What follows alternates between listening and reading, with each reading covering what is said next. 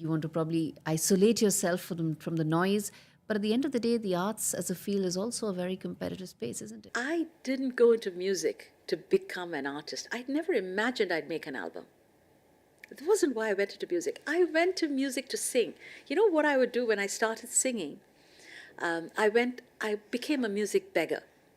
I truly would. I heard, for the very first time, I heard Pandit Jasraj sing. And I heard him, I was sitting in the first row because I was a patron of this arts organization. I didn't know who he was. I never heard Hindustani music. I'd been in Brazilian, Carnatic, all of that, but never much with Hindustani. I sat in the first row, and then he started singing. And then for the next 4 hours or 3 hours... This is NDTV, and you're watching NDTV 24/7. From interesting tech startups to industry-leading companies, politics, sports, culture, curry, cricket.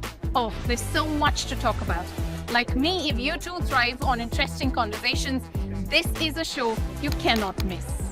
Watch this space to know more about all matters and all people that make Britain what it is today. Out of Britain, with me, Radhika Iyer.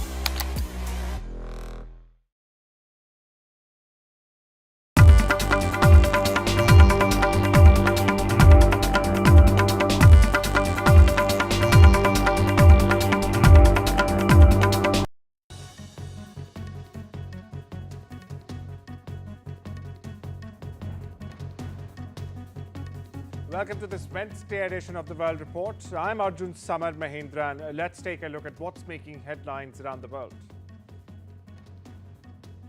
China's economy has grown faster than expected, expanding by 5.4% year-on-year in the first quarter of 2025. But this comes as Beijing, in fact, faces mounting pressure in a heated trade war with the United States. Now, the US under President Trump has slapped a massive 245% tariff on all Chinese imports just hours ago. It's a direct response to what the White House calls unfair retaliation by Beijing. The White House has further said that China must make the first move if it wants a deal. In fact, Press Secretary Caroline Leavitt quoted President Trump directly saying, "The ball is in China's court. We don't need a deal. They do." On the other hand, China has hit back, urging Washington to stop exerting what it calls maximum pressure and return to dialogue if it truly desires a resolution. The world's second largest economy is now bracing for the full impact of these renewed 245% tariffs, even as it struggles to maintain momentum. Now, listening to what the Chinese National Bureau of Statistics had to say earlier in the day, and where does the White House, in fact, stand on the issue?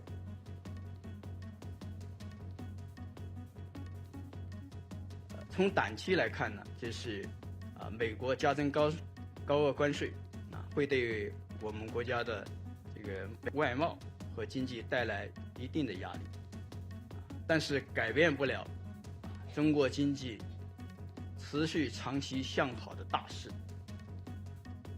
中国经济基础稳，韧性强，潜力大，所以我们有底气、有能力、有信心应对外部挑战，实现既定发展目标。 Look, the president has made his position on China quite clear, although I do have an additional statement that he just shared with me in the Oval Office. The ball is in China's court. China needs to make a deal with us. We don't have to make a deal with them. There's no difference between China and any other country except they are much larger. And China wants what we have, what every country wants, what we have, the American consumer. Or to put it another way, they need our money. So the president, again, has made it quite clear that he's open to a deal with China, but China needs to make a deal with the United States of America. Well, my colleague Gauri Dwivedi now joins us for the latest on this. Gauri, you heard both the statements. Washington saying the ball is in China's court versus Beijing saying it's maximum pressure. So it seems like a game of all brakes and no gas right now. What can we expect, Gauri? We can expect more tensions between China and US going forward. It clearly looks like both sides are waiting for the other party to now blink first. As far as these Chinese economic parameters are concerned, one needs to keep in mind this is January to March. This is before the Trump tariffs kicked in. So before any of the trade tensions, the trade uncertainty kicked in, these are those set of numbers. Of course, they indicate that the Chinese economy has done better than several years. In fact, the manufacturing numbers are the highest in the last 5 years. So indicates that the entire COVID, post-COVID lockdown, all of that economic distress, the Chinese economy has recovered from it till March. But now you have fresh trade tensions that are likely to have an impact on the overall economic forecast for China for this year, something that brokerages around the world are already reflecting. They are saying that Chinese government's expectation and target of a 5% growth for this year will not be met. In fact, some have even downgraded it to less than 3.5%, indicating that these trade tensions will have a very large impact on China's manufacturing setup. And that will mean that these trade tensions are only set to increase from here on. And the message that the Trump administration is giving is that it's not going to bow down to the Chinese mechanism, so to say, and it will not go down to any of the tactics, which is that even if there is a strong messaging coming in from China, Donald Trump is not going to relent, which means that if these tariffs remain the way they are, even the 3.5% growth target that some brokerages have brought down China's economy target to may be very difficult. Bottom line to this really is that the manufacturing overall ecosystem for China is under tremendous pressure. The numbers look rosy because they were before the Trump tariffs kicked in April. My sense is the next 2 quarters would see a lot of back and forth before the two sides finally get onto the table and decide what would be the way forward. The next 2 quarters will be crucial for China, says Executive Editor Gauri Dwivedi. Thank you so much for that, Gauri. Moving on and staying with China, in fact, the country has issued over 85,000 visas to Indian citizens. Now, this is between the 1st of January and the 9th of April only this year, signaling a thaw in people-to-people ties, in fact. Now, the Chinese ambassador to India also, in fact, invited more Indians to visit, calling China open, safe and friendly. The move comes amid rising global trade tensions, especially with the US President Donald Trump having threatened new tariffs on Chinese goods. Now, in response, China has urged India to stand against what it calls US tariff abuse, adding a diplomatic edge to an otherwise soft power move. When the US Secretary of State Marco Rubio and Trump's special envoy Steve Witkoff are set to visit Paris this week for key talks on Ukraine, Iran, and even the ongoing trade war. Now, Witkoff will meet French President Emmanuel Macron, while Rubio speaks with his French counterpart Jean-Noël Barrot. Now, the visit comes shortly after Witkoff met Russian President Putin in Moscow. It was part of a slow-moving push for, in fact, a ceasefire in Ukraine. Macron, meanwhile, is rallying European support for Kiev, including the idea of a reassurance force if fighting indeed does stop. Trade tensions, meanwhile, are also expected to feature in the talks as Trump's recent tariff suspension faces skepticism from Paris.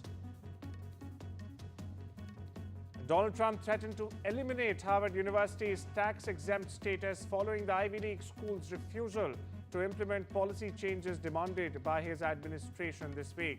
Now, basically, all major colleges and universities across the U.S. are tax-exempt organizations, and the government revoking that status over policy disagreements would be unprecedented. Like many other Trump decisions this term, the U.S. tax code, meanwhile, also grants exemptions to a wide swathe, in fact, of organizations including charities, religious institutions, and even some political organizations. But Republicans, well, they've taken aim at the Ivy League through the tax code in the past. Congress imposed a 1.4% tax on high-dollar university endowments like Harvard's, in fact, in 2017, and Republicans may expand the levy in the tax package they are currently assembling. Listen in. I believe the possibility of removing tax-exempt status. How serious is that threat, and are there other universities he's considering? First, when it comes to Harvard, as I said, the president has been quite clear they must follow federal law. He also wants to see Harvard apologize, and Harvard should apologize for the egregious anti-Semitism that took place on their college campus against Jewish American students.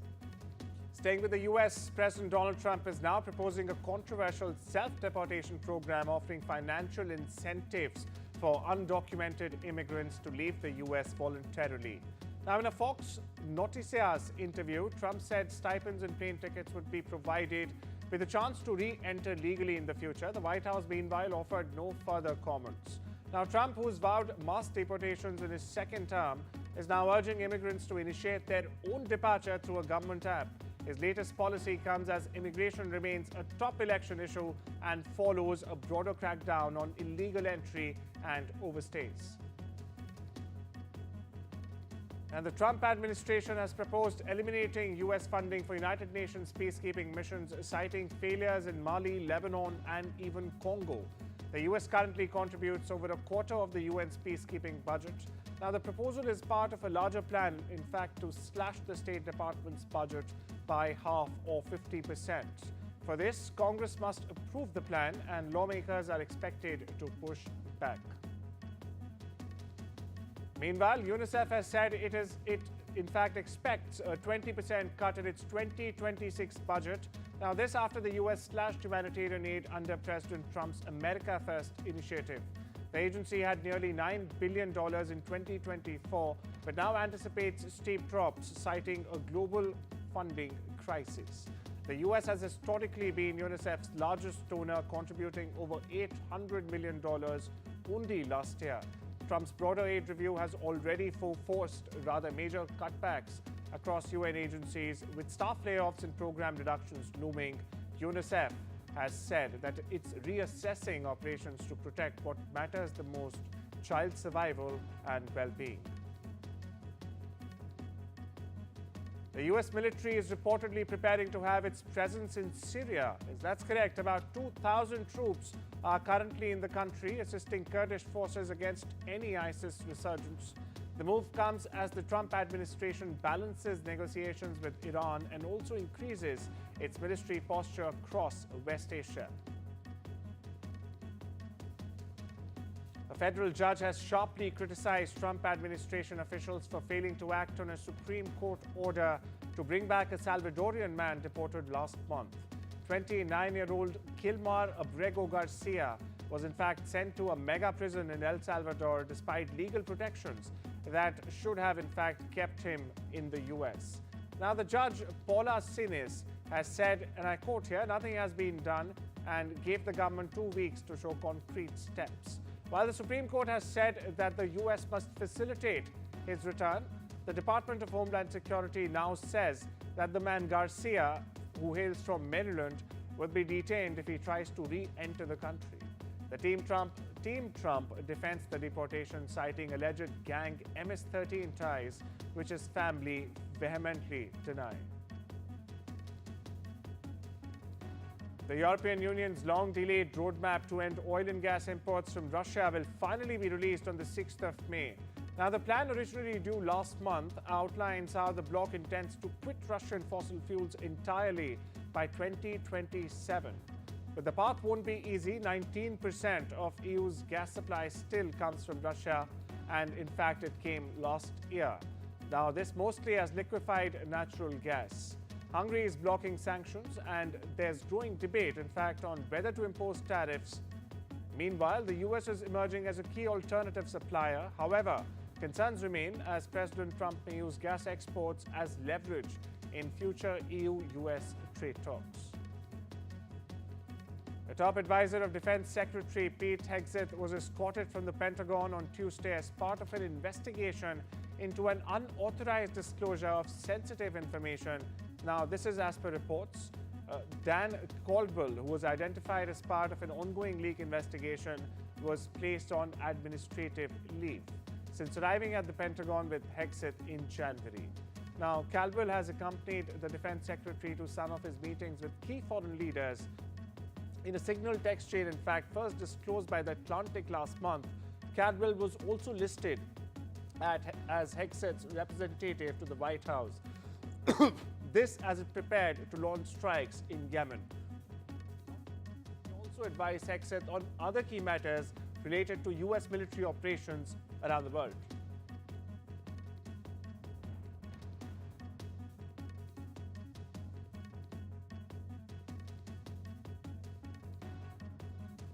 Four people have been injured in a shooting at Wilmer Hutchins High School in Dallas. Authorities have said that 3 of the victims, aged between 15 and 18 years of age, were shot but are expected to recover. A student suspect, meanwhile, has been identified but remains at large. The school was quickly secured and students were reunited with families at a nearby stadium. Meanwhile, classes have been cancelled for the rest of the week, with mental health services being offered. This incident marks the second such shooting at the same school in just over 1 year. Listen in.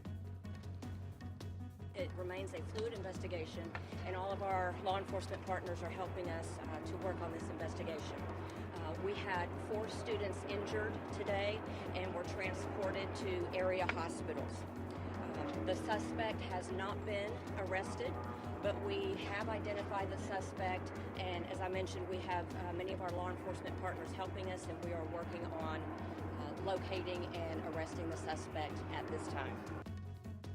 According to a Guardian report, Britain's Business Secretary Jonathan Reynolds is expected to visit China later this year to revive trade talks and restart the UK-China Joint Economic Commission. Now, since Labour came to power in 2024, that's last year, the UK has cautiously re-engaged with Beijing, its 5th largest trading partner, despite ongoing concerns over security and human rights. Now, Reynolds recently said Chinese firms are no longer welcome in the UK steel sector, but he left room for cooperation in areas like car manufacturing, life sciences, and even agriculture.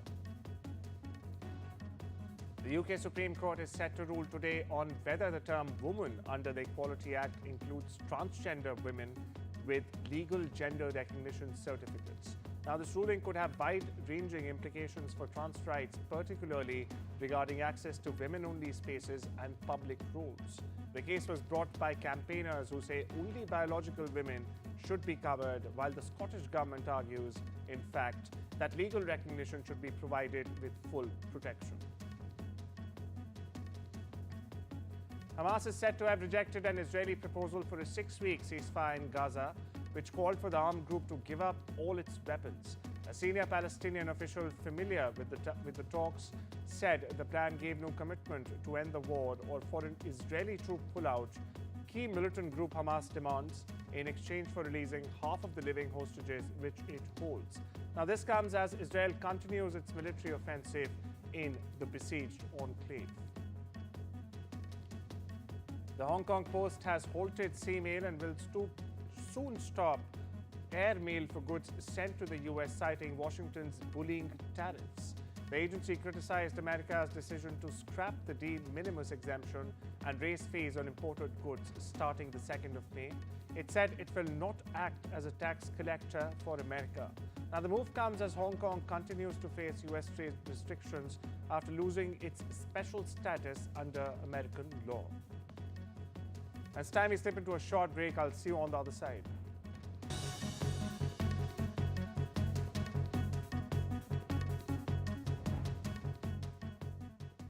I urgently need to ask for your help on behalf of animals at risk right now. With the pandemic came a surge in pet ownership. And sadly, we're now seeing a serious rise in neglect, cruelty, and abuse. Our services are being stretched to the limit. To make matters worse, our costs are soaring too. But we refuse to let animals suffer. So please, act now to help rescue the growing number of animals who've never needed us more. Please call or text the number on screen now to give £2 a month to the RSPCA.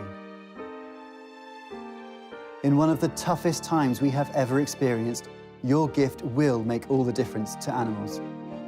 You could help provide more life-saving treatment, food, shelter, and the loving care that many have never known. We know there are millions of you who, like us, care deeply and won't stand by while animals are suffering. We have to reach those trapped in a life of abuse and neglect before it's too late. Because for many, the RSPCA is their only hope. But we can only come to the rescue with the support of people like you. So please, will you help us be there no matter what? Call 0800 313 4392 or text RSPCA to 78866 to start your monthly gift today. Thank you. I like to think ahead. Make sure I've got all the right tools for the job. And now that I've turned 50, it means looking after what I've built. I'll be retiring down the line, and with the mortgage nearly done, I want to make sure that my lot will be protected if anything happened to me. That's why I decided to learn more about over 50s life insurance from Cover Today. They're the only over 50s life insurer with no waiting period. Unlike other insurers who could make you wait up to 2 years for full cover, with Cover Today, you're fully covered from day one. And you're covered for the whole of your life. Plus, unlike other things in life, the price never goes up. Learning more couldn't be simpler and can be done in just a few minutes. Go online or talk to one of their friendly UK team who will chat you through your options in just one phone call. And their claims process is really straightforward, so your loved ones will be looked after. Cover Today are the only over 50s life insurer with no waiting period. Get covered in minutes with no annoying trips to the doctor. With fixed monthly payments, prices start at just £4.42 a month. Plus, you get your choice of a £125 gift card. Cover Today has given me genuine peace of mind. And now that's done, I can get on with something much more interesting. To find out more about Cover Today, call our friendly UK team on 0800 470 4322 or visit covertoday.co.uk.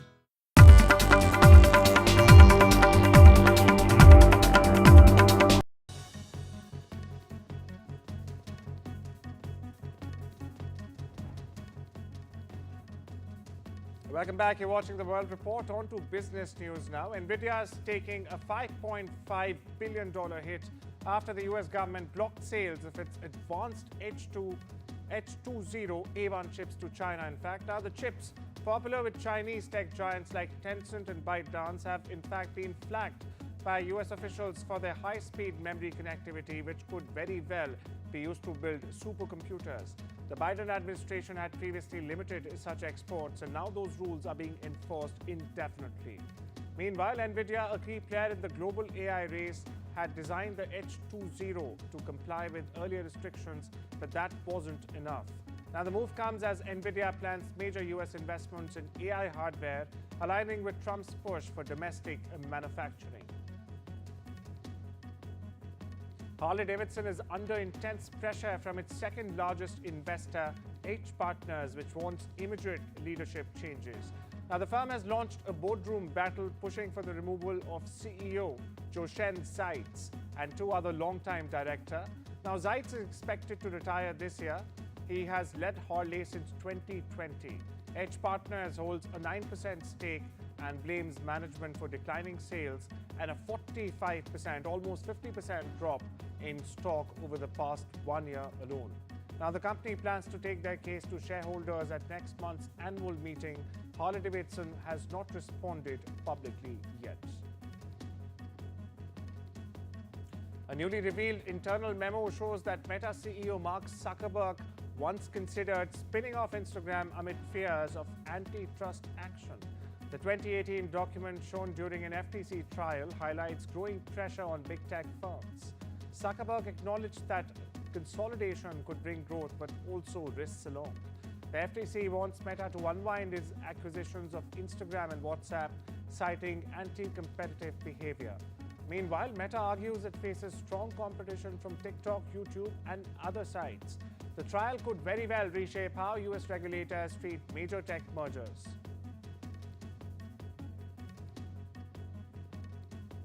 And a whistleblower has alleged that Elon Musk's tech team may be behind a major cyber breach at the US National Labor Relations Board.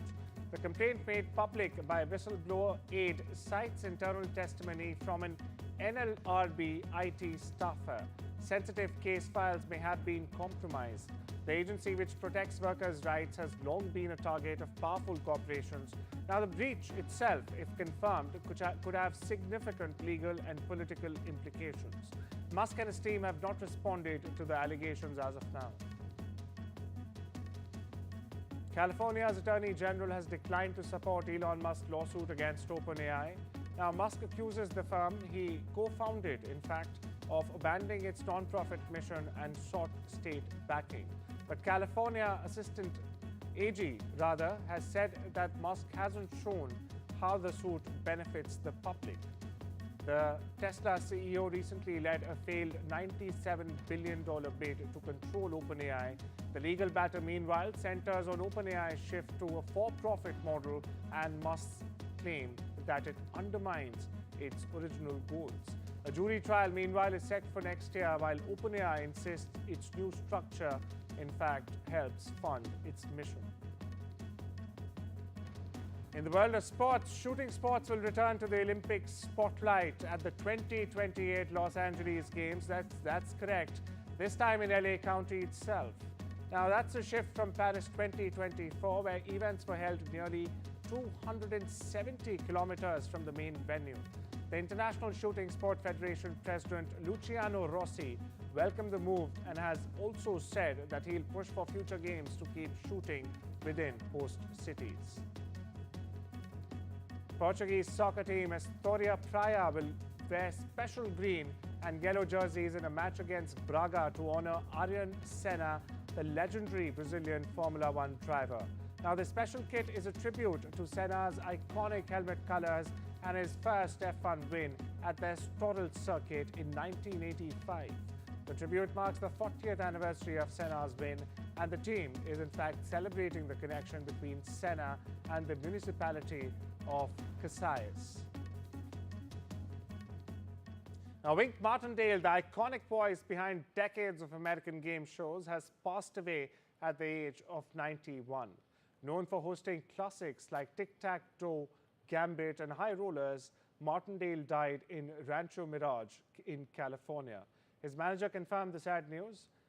Martindale began his career in radio, where he also befriended a young Elvis Presley. With over a dozen game shows under his belt and a signature baritone voice, Wink became a beloved TV presence. His nickname also came from childhood mispronunciation of his birth name, Winston. No cause of death has been shared yet. Now, HBO is officially confirming the first cast members for the Harry Potter TV series. That's correct. Harry Potter HBO series confirms casting for Dumbledore, Snape, Hagrid and more Hogwarts staffers: John Lithgow, Janet McTeer, Papa Esidu, Nick Forrest, Luke Thannon and Paul Whitehouse. The show is expected to begin filming this summer itself. HBO, meanwhile, is describing the show as a faithful adaptation of the globally recognized J.K. Rowling book series. Well, that's all we have for you today. Take care and have a wonderful day.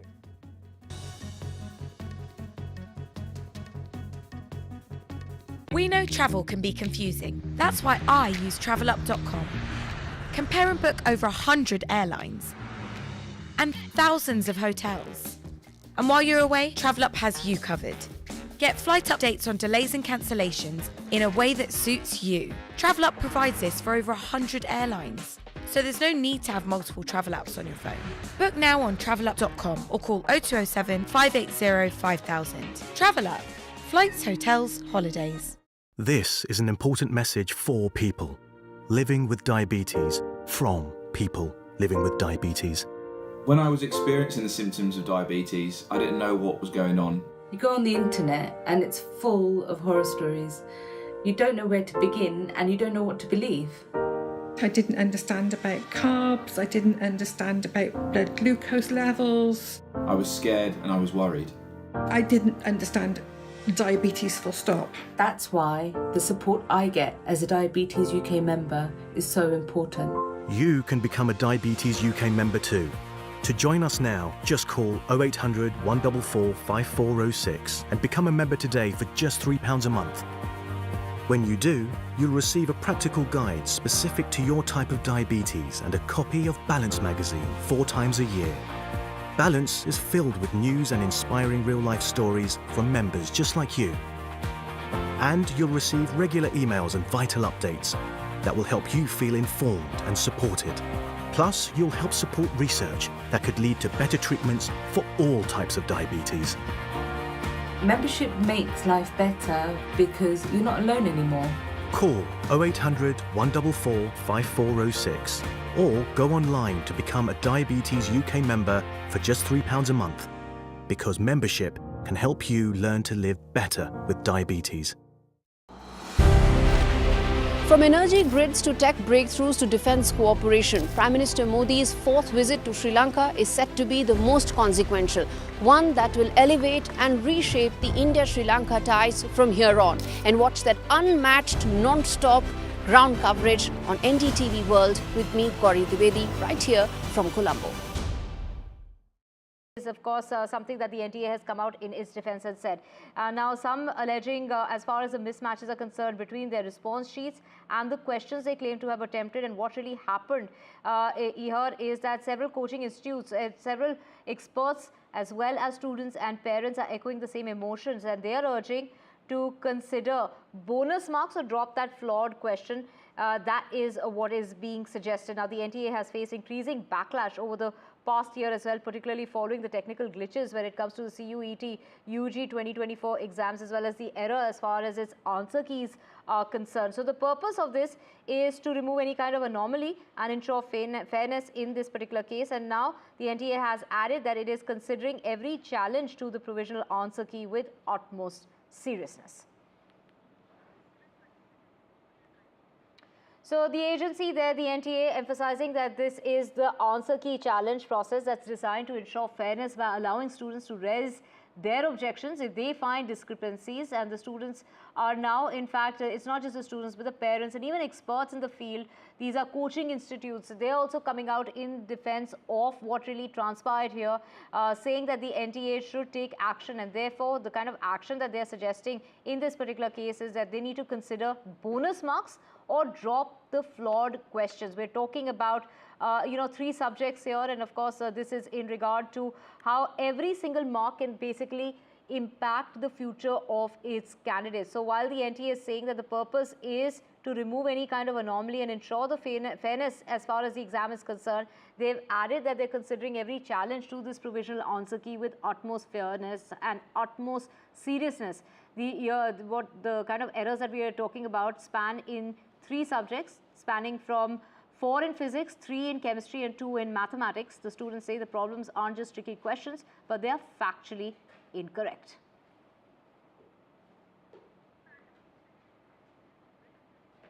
So this is in regard to the examination. Of course, the students and the parents are raising a lot of objections to what really transpired at the time during that examination as far as the key answer is concerned. So the answer key is something that hasn't matched. Some of the students have said that they attempted to answer 40 questions, but in the answer key, it showed that it only attempted say 40, 45 or 48 questions and not all 50 that they had attempted. So those are the allegations that are being made. Those are the concerns that are being raised as far as the entrance test is concerned. So many,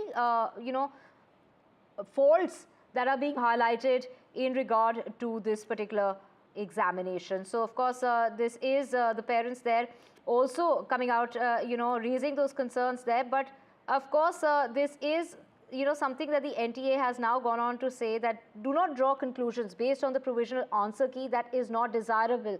The NTA would like to advise and inform candidates that it should not really be misled by reports that create unnecessary doubt and anxiety amongst the students. To know more on this, we have our guests joining us this afternoon.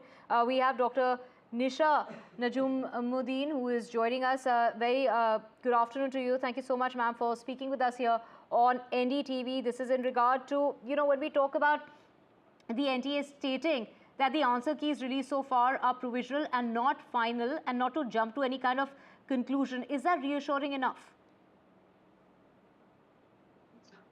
The answer keys, there has been found to be little discrepancy in it. I would say that the system, or let's say the NTA, they are supposed to have a proper scrutinization before releasing or publishing such kind of results. And this clearly shows the lack of proper, proper way in which the things have to be followed. And now, when there is no strong fundamentals that has been followed in the scrutiny system, automatically the students or the people start losing faith in the NI system. Now we are in an era of technological era. So now merely relying on all the AI apps like ChatGTP or let's say any other apps and just putting a question, answer key, and just doing a mechanical work has made it even more, terrible, I would say. And now this is actually putting a load of, high pressure and stress among the students that even the so-called G exam or this sort of entrance exams, they are kind of not credible enough. So where are we going? So what sort of credibility do we have in analyzing a proper entrance examination pattern as a whole? So when people lose faith,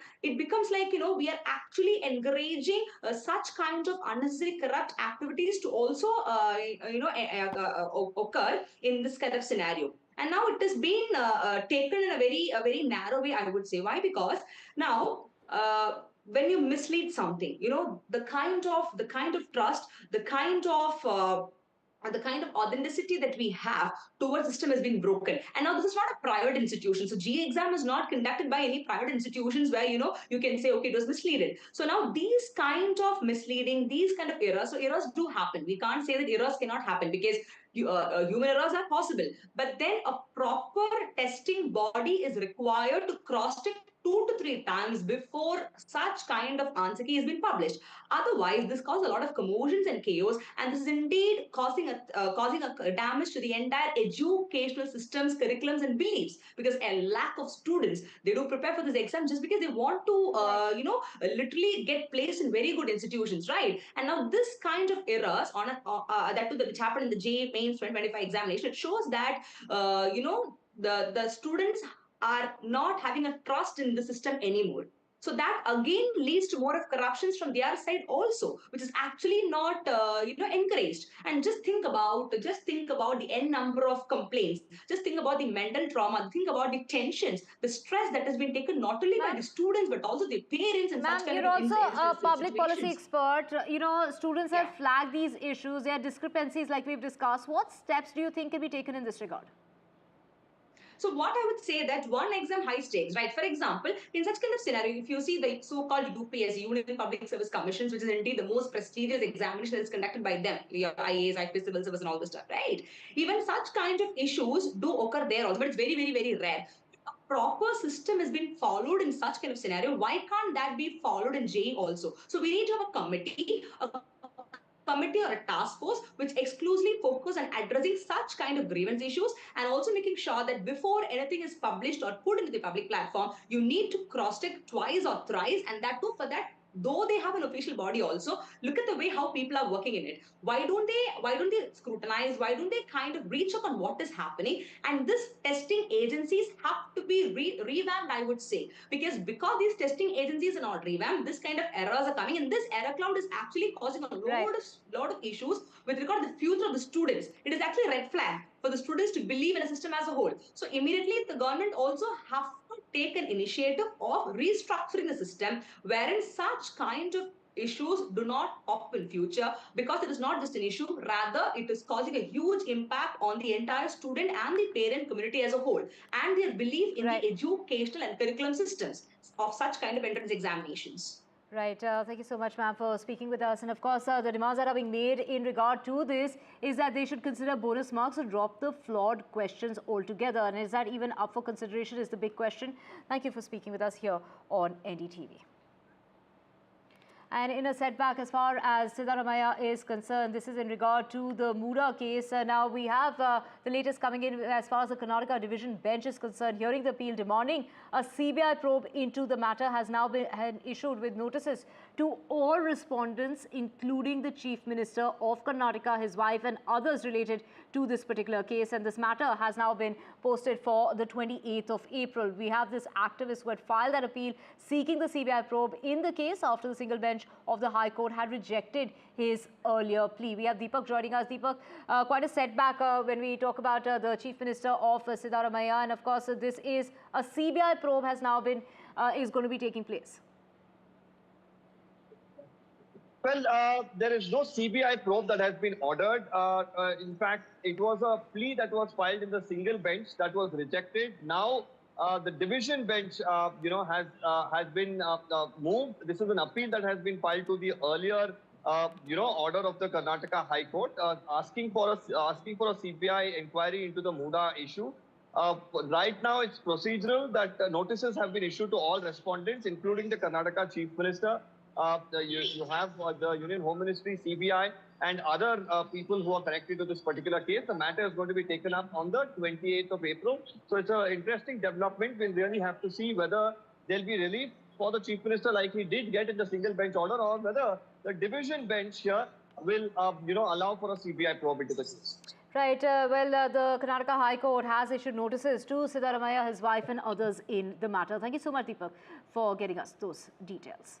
Let's just get you more details coming in regard to the war that continues. This is a trade war between US and China. Now, China is facing tariffs of 245% on import of goods into the United States. Do remember that figure was about 145, but now that has been taken up to 245%. That's the latest announcement that's been made by the White House as a result of its retaliatory actions. That's what the White House has gone ahead and said, that the trade war between the two countries appears to run further and further off the road. This comes after China ordered its airlines not to take any further deliveries of Boeing jets in response to the earlier US decision to impose 145% tariffs on goods coming out of China. Beijing also has instructed Chinese carriers to halt any purchases of aircraft-related equipment and parts from the US companies. We have Ghazali, my colleague, joining us to get us details of this. Ghazali, this is a retaliatory move. Take us through what is it that China has done to irk Donald Trump all over again. See, as you rightly pointed out, China has asked its aircraft carriers not to take parts from US Boeing company, and that is why it has irked Donald Trump, and the US administration has imposed retaliatory tariff on China. Now, China is saying that this approach won't work because China is not confrontational force. China doesn't want to erect barriers, and the foreign ministry spokesperson also in today's briefing said that this kind of approach, of confrontational approach, nobody can be winner in a trade war.